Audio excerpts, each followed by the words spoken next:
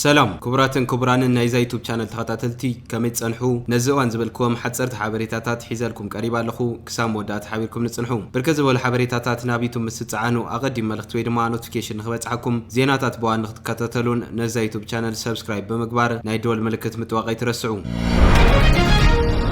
كابتن قطعت ودقت سرعات ايثيوبيا سرعت هايله سلاسن درغن ويانن ناب حماق تاريخ زدربي نزي حج زلو سرعت ون بزخف ملكعو ابزي وصعازق تخونات حدحد شميم وزلو قندر قحي ناي ودقت عبلاله حدك في الحبرتسب ابلع كالو تزبتات ايثيوبيا مرغغا زعلامو وغناو تحت هاغراو بوليتيكا يخبل مينستري انفورميشن ايرترا زوص حبريتا غليصوم حدا غجله سلطان ابزح زلو اوان ننبسو كمري حاجر زيكونم كموكيل قبيل او وي بهرو وي امنوتو غيرو مسقطرام نوتوم ناتي زبلو مغنات تختلت سلطانو غيرو نتوم زبزحو كالوت مرغاصن مچفلاقن كم غديتا يزوسدوم بزد ما نتوم معرتات زيغاتات فتحي غزات حقي سباو خبرت زبهالو اب حيوت حدا حزب هاجرن وسنت انبابرتي رقحيتات ديهيخو بفلسفنا حيل سلطان كوحسي زهقن يبل زمنو هاجر بزيغاتاوي بوليتيكا امبر بخيدان قبيلاتات كونه بتحت هاجراوي ناي عبللا بوليتيكا كهنز لا يكونن زبلت مغلصي حزبها انت هاجر نحدحدو تخفافيلو كم زناقوت مغبار نغزيو سلطان كوحسي خيلي خون امبر زلقنت كهلواي كلن بزد ما يوم زحلفو سرعت ايثيوبيا بعلم بزاغود وحوي كفافال بوليتيكا قمريروم ببترانا بغحف تاريخ كدربويو زتعزمنا يبل اتزغف اجن كاب سلطان موغادوم زيكونس حدغتات كي بوليتيكاوم نتركب ولدو كبيد بدهو زغدف مخاني كبل غليصوم بزيكا زصبي بوليتيكا طنك ودقت غزات سرعت ايثيوبيا كخون كاب زصنح وسنت رقحيتات كال زعبي زينات كختغبت من بوهاق بحلف دما نسمينا بحر غص كاناي مسفحفح حدور حماميو مسفحفح زينات كمغباتن بسلطن بوليتيكا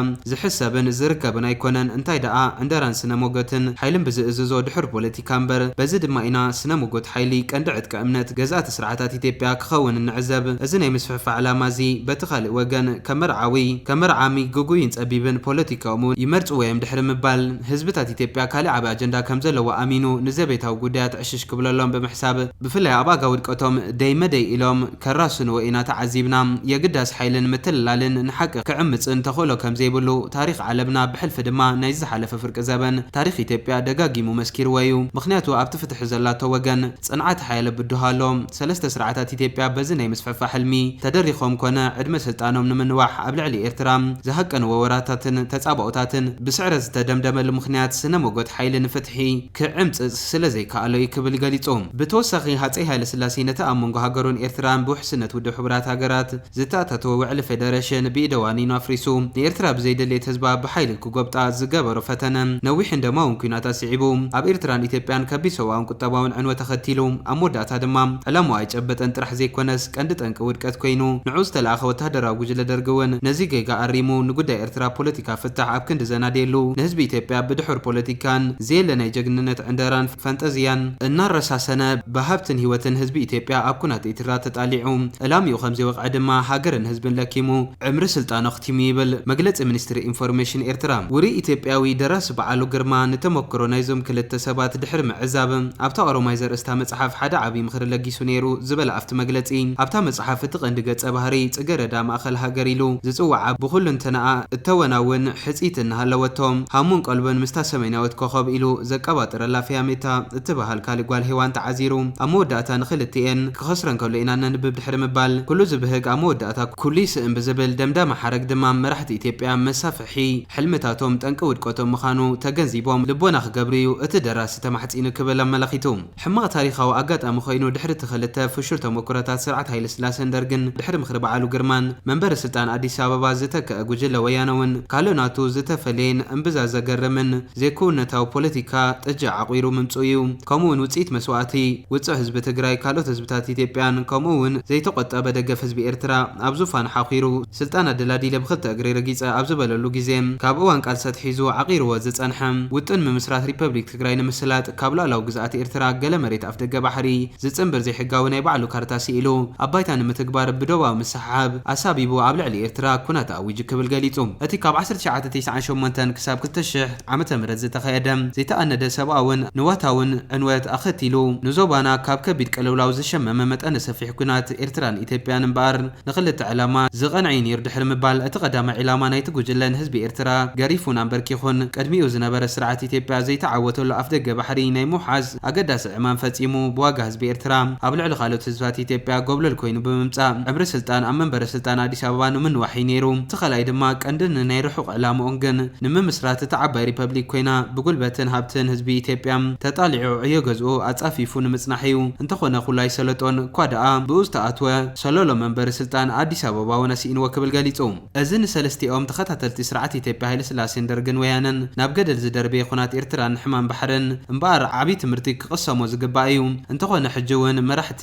ልሂቃንን ኢትዮጵያ ኣብዚ ሕማም እዚ ዝተገላገሎ ይመስሉን። እቲ ጽቡቕ ነገር ግዳ ህዝቢ ኢትዮጵያ ዝሓለፈ ተመክሮ ጽቡቕ ገይሩ ምሂርዎ እዩ። ኩናት ኤርትራ ሃብቲ ሃገርን ህይወትን መንእሰይን ኢትዮጵያ ለኪሙ ጠንቂ ውድቀት ክኸውን እምበር ካልእ ህዝቢ ኢትዮጵያ ዝፈየዶ ረብሓ ስለ ዘይረኣየ ድሕሪ ደጊም ኤርትራ ብዝብል ፕሮፓጋንዳ ክታለል ዘሎ ተኽእሎ ኣዝዩ ጸቢብ ድሕሪ ምባለ በዚ ድማ እዩ ዓመት መመላእታ ባሕሪ እናተባህለ ክልፍለፍ እንከሎ ህዝቢ ኢትዮጵያ ግድ እኳ ዘይገበረ ይብል እቲ መግለጺ። ኣብ ርእሲ ዓለታዊ ፖለቲካን ሕማም ምስፍሕፋሕን ጠንቂ ውድቀት ተኸታተልቲ ስርዓት ኢትዮጵያ ዝኾነ ካልእ ዓብዪ ረቕሓ እውን ኣሎ። ዛንታ ገዛኢ ስርዓታት ኢትዮጵያ ካብ ጉድለት ርእሰ ምትእምማን ብዝብገስ ኣምልኾ ናይ ወፃኢ ሓይልታት እዩ። ሃፀይ ሃይለስላሴ መገባርያ ርእሲ ሓይሊ ኣሜሪካ ብምዃን ኣሜሪካ ኣብ መሬት ኤርትራ ወታደራዊ ማዓስከር ክትምስርት ኣፍቂዱ ካብ ምዕራባውያን ሃገራት ዘደሊ ፖለቲካውን ወታደራውን ድገፍ እናተገበረሉ ብሉፅ ኣገልጋሊ ምዃን ኣሚኑ ግንዖ ንምርካብ ኣብ ከም ኮርያን ኮንጎን ዝኣመሰለ ስርሒታት ህይወት ህዝቢ እናሸጠ ስልጣን ከንውሕ ፈቲኑ ስርዓት ደርጊ እውን እንተኾነ 17 ዓመታት ባላ ሕብረተሰብ ርዌት ተደጊፉ እዩ ተሳልዩ። ኣብ መወዳእታ ግን እቲ ዝኣመንዎ ዝተመክሑሉን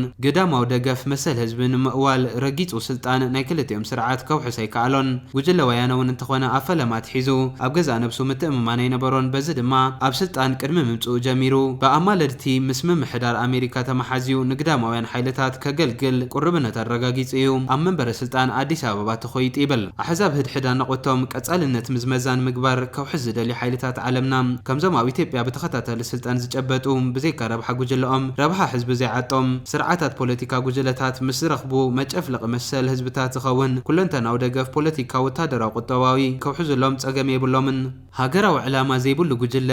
ኣብ ስልጣን ምስ ዝድይብ ነቶም ዘስግእዎ ሕድሕድ ኣነቒቱ ከዳቕቕ ዝኽተሎ ፖለቲካ ኣብ ሕብረተሰብ ዘሎ ባህርያዊ ጋግ ምግፋሕ ንህዝብታት ሕድሕድ ምንኻስ እዩ። እቶም መምሃራን ናይ ዲሞክራሲ ኢና ዝብሉ ብስም ዲሞክራሲ ፍልልያት ኣሳዊሮም ክብለጹ ዝደልዩ ገበቲ ሓይልታት ድማ ከምዚ ዓይነት ፖለቲካ ናበይ ከምርሕ ከም ዝኽእል ኣንዳዕዲኦም እናፈለጡ ይድግፍዎም። ከም ዘመናዊ ስልጡን ፖለቲካ ኣምሲሎም ይኮሓሕልዎም። ኣገልጋሊና ዝብልዎ ጉጅለ ንፍትሓዊ ሕቶ ህዝብታት ብሓይሊ ብረት እናጨፍለቐ ሰላም ጎረባብቲ ሃገራት እናዘረገ ኣብ መንበረ ስልጣን ክቕጽለሎም ኩሉ ዓይነት ግንዖን ጠመንጃን ከስንቕዎ ድሕሪ ኣይብሉን። እንተኾነ ግዳማውያን ሓይልታት ክምጥውዎ ዝጸንሑ ቢልዮናት ዶላራት ገንዘባዊ ምጽዋትን ሚልዮናት ቶናት እኽሊ ረድኤትን እናተዓንገለውን ስርዓታት ኢትዮጵያ ብርኮም ከጽንዑ ኣይከኣሉን ድሕሪ ምባል ኣምልኾ ኣብ ግዳማውያን ሓይልታት ትካቦን ካብ ውድቀት ኣየድሓኖም ክብል ገሊጹ። ከም ውጽኢት ዓሌታዊ ፖለቲካ ደገፍ ምዕራባውያን ህዝብታት ኢትዮጵያ ሙሉእ ዕድሚኡ ብውሕዳን ጉጅለታት መሰሉን ሰብኣዊ ኽብረቱን ተረጊጹ ሰላምን ቅሳነትን ክረክብ ኣይከኣለን። ተልእኾ ናይዞም ስርዓት ኣብ ምርግጋጽ መሰል ህዝብታት ኢትዮጵያ ከይትወሰነ ኣብ ምዝራግ ሰላምን ምርግጋእን ዞባና